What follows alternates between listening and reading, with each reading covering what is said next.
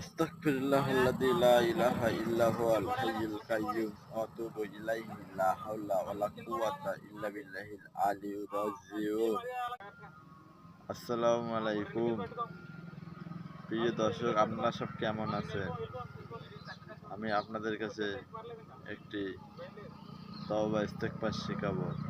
ইস্তেগফারটি হলো আস্তাগফিরুল্লাহাল্লাযী লা ইলাহা ইল্লা হুয়াল হাইয়ুল কাইয়্যুম ওয়া আতুবু ইলাইহি লা হাওলা ওয়া লা কুওয়াতা ইল্লা বিল্লাহিল আলিয়্যির রাজিউন।